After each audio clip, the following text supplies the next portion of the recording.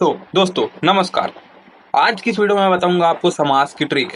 इस समास की ट्रिक को देखने के बाद आप कोई भी जो समास है उसको इजी कर लोगे। क्वेश्चन को देखने के बाद आप सिर्फ उसका क्वेश्चन देख के उसका आंसर लगाओगे, ये मेरी गारंटी है। ठीक है, तो 8वीं से लेके आप आईएएस तक किसी भी एग्जाम की तैयारी कर रहे हो, इस वीडियो को पूरा देख सकते हो। तो कि जहां पास आपको क्या देखने को मिलेगा, का देखने को मिलेगा, की देखने को मिलेगा, से देखने को मिलेगा, ठीक है, मैं देखने को मिलेगा, पर देखने को मिलेगा। ये ट्रिक है, आप याद रखेंगे इस चीज को कि ये चीज देखने को मिलेगा आपको जब शब्द को तोड़ोगे तो। ठीक है, के लिए देखने को मिलेगा आपको। ठीक है, आई बात समझ में।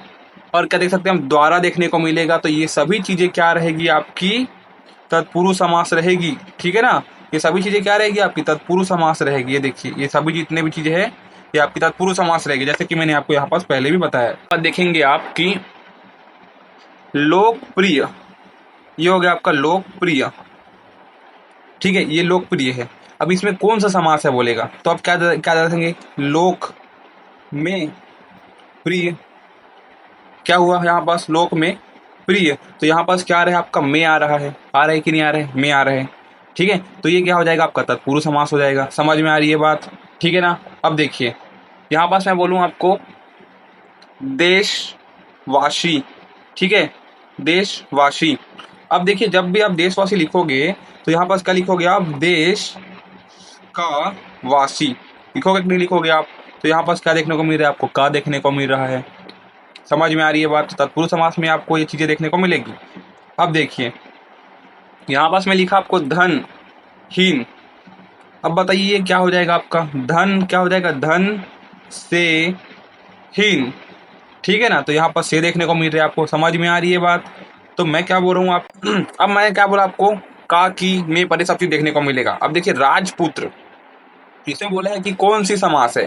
मैंने क्या बोला, का की देखने को मिलेगा, जैसे कि आप राजा का पुत्र मिला आपको देखने को का, तो इसलिए आप क्या लिखाएंगे, इसको क्या लगाएंगे, तत्पुरुष समास लगाएंगे। ठीक है, क्या हो जाएगा यहाँ पर, तत्पुरुष समास। मैंने क्या बोला आपको, का की में पर से ये सभी चीज जो देखने को मिलेंगे आप क्या लगाएंगे, सिर्फ तत्पुरुष समास। ठीक है, क्योंकि इसके अंतर्गत क्या कहते हैं आपका, अधिकरण, संबंध, अपादान, संप्रदान, करण। ठीक है, तो ये आते हैं ना, तो इसलिए आपको इसको करना है। ठीक है, सिर्फ आपको देखना है कि कैसे लगेगा। जैसे कि यहाँ पर देखेंगे आप ग्रामवासी अब देखेंगे तो ये होगा, क्या होगा, ग्राम का वासी। यहाँ पास भी बन गया आपका ये। जब भी आपको यहाँ पास का देखने को मिल जाए, या ये कारक है ये, ठीक है, एक प्रकार से ये लोग क्या है, कारक है, तो ये देखने को मिल जाएंगे तो आप लगाएंगे सीधा तत्पुरुष समास, और कोई आपको कुछ करने की जरूरत नहीं है। ठीक है, सिंपल सा चीज है। देखिए देखिए यहाँ पास राजमहल।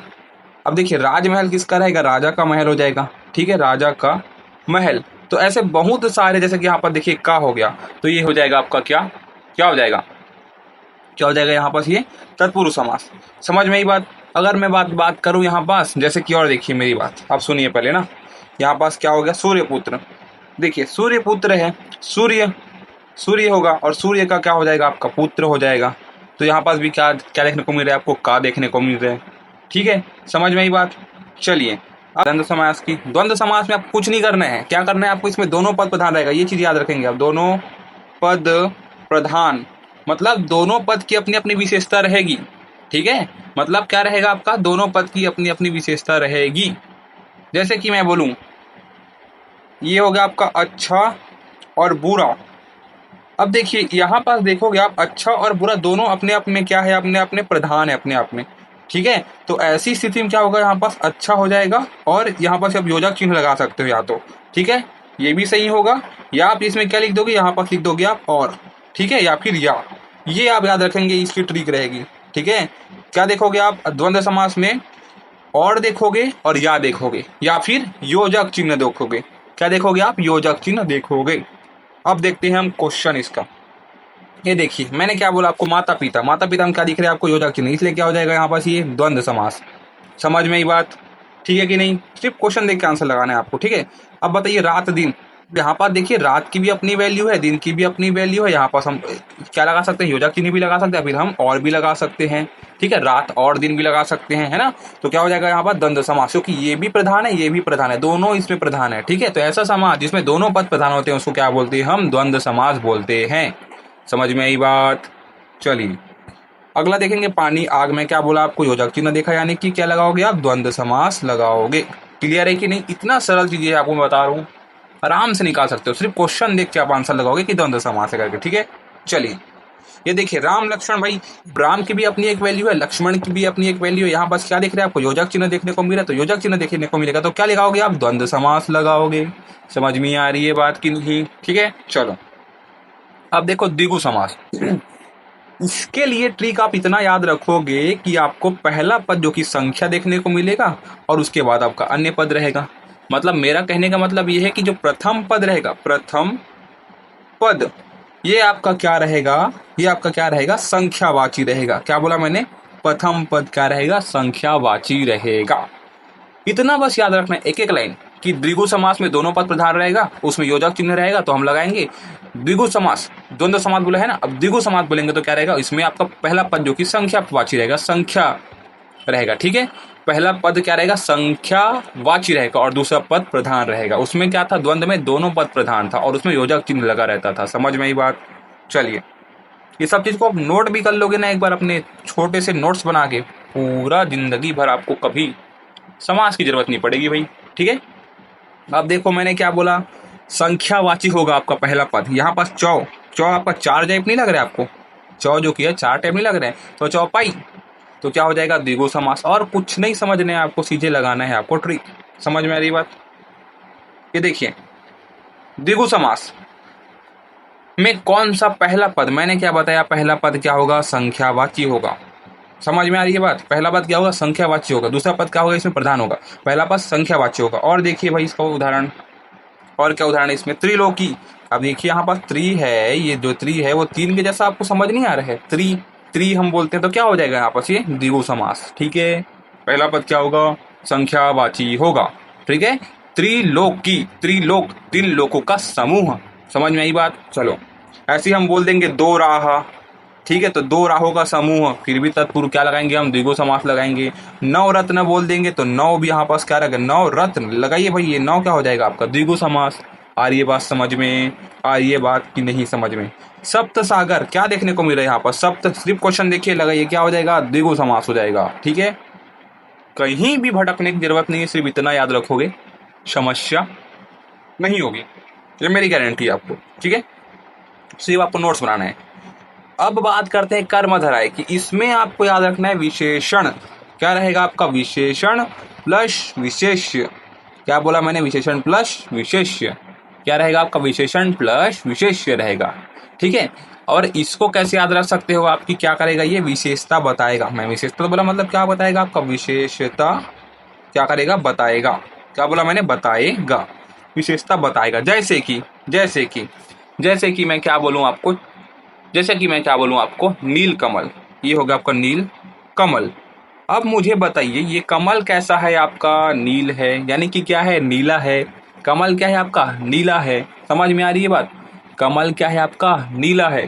ठीक है, तो क्या बता रही है आपकी, इसकी विशेषता बता रही है। अब देखेंगे हम क्वेश्चन, ये देखिए यही आ गया आपका नील कमल। क्या बता रहे हैं, कमल की विशेषता बता रहे हैं कि कमल कैसा है, नीला है। लाल कमल, कमल कैसा है, लाल है, विशेषता बता रहे हैं ना, तो ये क्या हो जाएगा आपका, सीधा सीधा कर्मधारय समास में आ जाएगा। मुझे लगता है समझ आया आपको, और बताता हूँ इसका उदाहरण। देखिए इतना सरल है ना दोस्तों। कर्मधारय समास में कौन सा संबंध है, मैंने क्या बताया आपको, पहले क्या रहेगा आपका, विशेषण, उसके बाद आपका विशेष यानी कि संज्ञा, यानी कि क्या हो जाएगा आपका ऑप्शन नंबर बी। ऐसे भी क्वेश्चन पूछ लिए जाते हैं, तो आपको ट्रिक भी समझना है, पूरे एसएससी समझ रहे हैं। ठीक है, अगला देखो यहाँ पर देखिए, महापुरुष, महान है जो पुरुष, क्या बोलेंगे उसको, महान है जो पुरुष। अब बताइए भाई कोई पुरुष महान है तो उसकी क्या बता रहे हैं हम, विशेषता बता रहे हैं। इतना तो समझ आता होगा, 8वीं से पढ़ रहे हो कि पुरुष है, अगर उसको बोल रहे हैं महापुरुष, मैं किसी को पुरुष बोल रहा हूँ, किसी को महापुरुष बोल रहा हूँ, तो महापुरुष बोल रहा हूँ मतलब उसकी विशेषता बता रहा हूँ कि वो पुरुष क्या है, महान है, इसलिए क्या हो जाएगा, वो कर्मधारय हो जाएगा। समझ में आ रही है बात? चलो ठीक है कि नहीं? चलो अब बताते हैं बहुब्रीहि समास। इसका ट्रिक क्या रहेगा दोस्तों, बताओ मैं आपको। इसमें आपका किसी देवी देवता का नाम रहेगा, देवी देवता का नाम देखने को मिलेगा आपको, अक्सर अक्सर आपको देवी देवता का नाम देखने को मिलेगा, तो आप क्या बोलोगे, बहुब्रीहि समास। या फिर क्या करोगे कि जो ये पहला पद है ना, जो ये जो कुछ लिखा रहेगा वो किसी तीसरे ऊपर हमारे ऊपर क्या करेगा, उसके नाम बताएगा। ठीक है, समझ रहे हो? या फिर आप इतना याद रखो कि देवी देवता को क्या करेगा, ये इंडिकेट करता है। समझ में आ रही है बात? अब देखो क्या होगा इसमें, जैसे कि मैं बोल दूं क्या हो जाएगा इसमें, जैसे कि मैं क्या बोल दूं यहाँ पर दशानन, बोलो भाई दशानन कौन है यहाँ पर, रावण है। तो इसमें सी बात है कि ये जो नाम है ये किसके लिए प्रयोग हो रहा है, रावण जी के लिए प्रयोग हो रहा है। तो क्या बोल रही है यहाँ पास कि विग्रह करने पर इसको हम क्या करते हैं, जब तोड़ते हैं तो ये किसके अर्थ बताता है, तीसरे का अर्थ बताता है। ठीक है, क्या बोला, तीसरे का अर्थ बताता है, तो ये क्या हो जाएगा, बहुब्रीहि समास। जैसे कि बोलूँ मैं पीताम्बर, ये लीजिए पीताम्बर। अब पीताम्बर में किसको बोलते हैं, पीला है अंबर जिसका, यानी कि कृष्ण। समझ में आ रही है बात, ये किनको बोल रहे हैं, पीताम्बर हम बोले तो किसको बोल रहे हैं, कृष्ण को बोल रहे हैं। समझ में आ रही है ना बात। चलिए अब देखते हैं हम क्वेश्चन को देखेंगे और समझ आएगा। देखिए बहुब्रीहि समास का प्रमुख लक्षण क्या है, क्या है भाई इसका प्रमुख लक्षण, कि ये क्या होता है, समस्त पद से भिन्न किसी तीसरे पद का बोध कराता है। भाई मैं बताया कि नहीं बताया आपको, दशानन अगर हम लिख रहे हैं दशानन करके, और इसका जो क्या आ रहा है आपका, इधर आ रहा है, क्या बोल रहे हैं, इसका बोध हम कहाँ से करें, रावण से करें। कि दशानन किसको बोलते हैं, रावण को बोलते हैं। समझ में आ रही है बात। चलिए अगला क्वेश्चन देखेंगे हम, पंचमुखी। पंचमुखी क्या है, पंचमुखी बजरंग बली को बोलते हैं हम, क्या बोलते हैं, बजरंग बली को बोलते हैं। ठीक है, क्या बोलते हैं, बजरंग बली को बोलते हैं। तो इनका क्या हो रहा है, पंचमुखी किसी तीसरे की विशेषता बता रहे कि किसको बोलते हैं, बजरंग बली को बोलते हैं, अभी हनुमान जी को बोलते हैं। तो क्या होगा आपस, क्या हो जाएगा, बहुब्रीहि समास हो जाएगा। आई थिंक आपको समझ में आ रही है बात, इतना सिंपल तरीके से बता रहा हूँ ना आपको, पूरे जिंदगी में समास के लिए टेंशन नहीं लेना है आपको। ठीक है, चलो अब मैंने बोला नीलकंठ। अब बताइए नीलकंठ, नीलकंठ किसको बोलते हैं हम, जिनका कंठ क्या है, नीला है, यानी कि शंकर भगवान को बोलते हैं। सही गलत, नीलकंठ किसको बोलते हैं, शंकर भगवान को बोलते हैं, यानी कि जिनका कंठ नीला है। तो क्या हो रहा है यहाँ पर, शंकर जी को क्या कर रहे हैं हम लोग, इंडिकेट कर रहे हैं। क्या हो रहे हैं, जितने भी चीजें बताया मैंने सब देवी देवता को इंडिकेट कर रहे हैं। समझ में आ रही बात, यानी कि क्या हो जाएगा, वो बहुब्रीहि समास होगा, यानी नीलकंठ वाला, यानी कि क्या होगा, बहुब्रीहि समास। ठीक है, चलो चक्रपाणी। अब देखिए इसमें भी क्या होगा आपका, चक्रपाणी, चक्र को धारण करने वाला, यानी कि विष्णु। क्या होगा आपका, विष्णु भगवान को बोल रहे हैं। तो यहाँ पास इसका जो अर्थ नहीं कर रहा है वो विष्णु भगवान के लिए नहीं कर रहा है, इसलिए क्या हो जाएगा, ये बहुब्रीहि समास। दोस्तों इतना सिंपल तरीके से ना कोई नहीं बताएगा, याद रखोगे, सिर्फ देख के समझ जाओगे क्या है ना। इतना मैंने आपको बता दिया यहाँ पास। अब लास्ट बच क्या गया हमारे पास, अवयवी भाव समास। अब इस समास में क्या देखने को मिलेगा आपको, देखिए अवयव देख रहे हो यहाँ पास, अवयव यहाँ पास देख रहे हो, अवयव है ना, मतलब ये अवयव मतलब ये हो गया आपका अविकारी। ठीक है, अविकारी, ये ट्रिक याद रखना, सीधा मैं ट्रिक बता रहा हूँ यहाँ पर। देखिए ट्रिक क्या रहेगा आपका, अवयव रहेगा, यानी कि क्या रहेगा, उपसर्ग लग सकता है आपका यहाँ पास, क्या लगेगा आपका, उपसर्ग।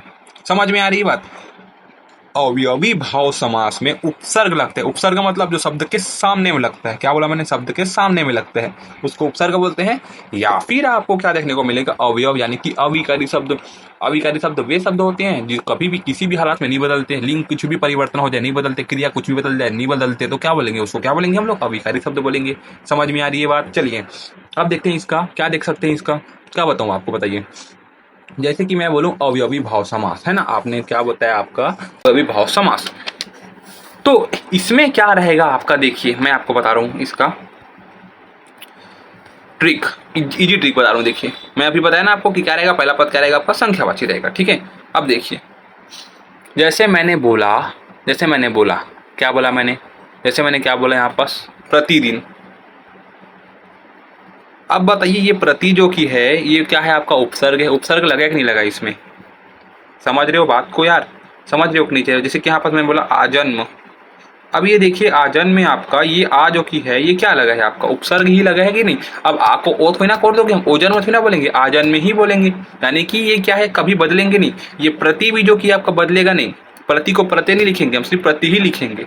समझ में आ रही है बात, समझ में आ रही है बात कि नहीं आ रही है। मतलब पहला पद क्या रहेगा, अवयव, यानी कि उपसर्ग लगा रहेगा। समझ में आ रही है बात, उपसर्ग। अब देखिए क्वेश्चन देखिए, ये देखिए निराशा शब्द किस समास का उदाहरण है, ये आप इसको लिखोगे नी राश, ये लो, ये क्या हो जाएगा, उपसर्ग हो जाएगा, यानी कि क्या लग रहा है यहाँ पास, अवयवी भाव समास लग रहा है। समझ में आ रही बात, समझ में आ रही कि नहीं ये बताइए मुझे, समझ में आ रही है। बस सिर्फ आपको देखना है क्वेश्चन क्या पूछा गया।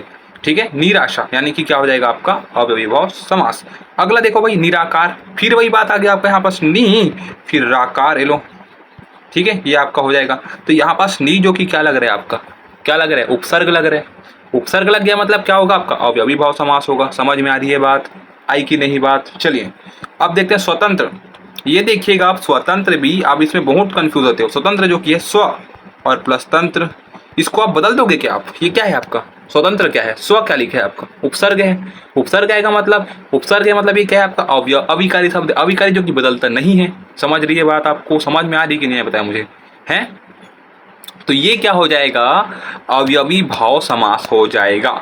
एक और लास्ट ट्रिक अवयवी भाव समास के लिए, ठीक है, इसमें एक और ट्रिक देखेंगे आप अवयवी भाव समास के लिए। इसमें क्या होगा आपका कि जहां भी आपको, जैसे मैंने बोल दिया रातों रात, रातों रात, ठीक है, क्या बोल दिया मैंने, हाथों हाथ, तो जैसे भी यहाँ पास रिपीटेड आएगा, रिपीट हो रहा है यहाँ पास, रातों रात रिपीट हो रहा है कि नहीं हो रहा है, मुझे बताइए क्या हो रहा है, ये रात रात रिपीट हो रहा है, हाथों हाथ इसे दिनों दिन, है ना?